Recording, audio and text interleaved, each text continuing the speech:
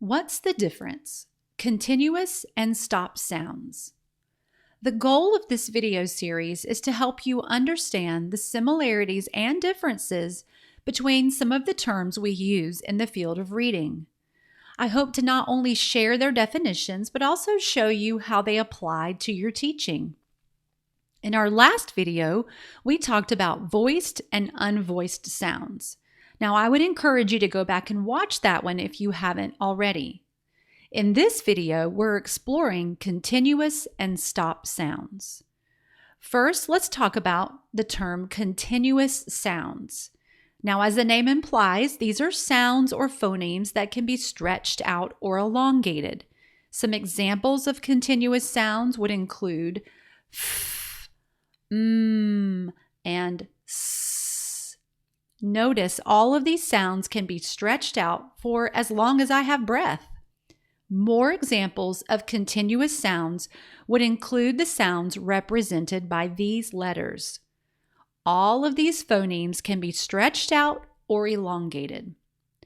Something else to keep in mind is that all vowel sounds are continuous sounds. Now, stop sounds, on the other hand, are sounds that cannot be stretched out or elongated. That is because the flow of air is blocked and then released, making the sounds short and quick. Some examples of stop sounds are b, t, and k. Notice all of these sounds are not elongated. One of the dangers with stop sounds is that we might try to elongate them by adding or schwa to the end of them.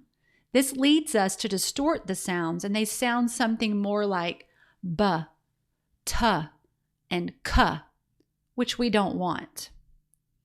Some examples of stop sounds would include the sounds represented by these letters. Notice all of their sounds are short and quick. Now that we know more about continuous sounds and stop sounds, does it matter? And I would say yes. And while I'm sure entire books have been written about this, there's one reason knowing the difference helps that I want to talk about. And that is blending sounds to read words. So in general, continuous sounds are going to be the sounds that help our beginning and struggling readers blend those words together, blend the sounds together to make words. Let's take, for example, the word man. The M, the A, and the N all represent continuous sounds, continuous phonemes. So sounding through or sounding out a word like man can be made easier for beginning readers because they can blend the sounds together. The sounds kind of run into each other or bleed into each other because the voice is never stopped. Man.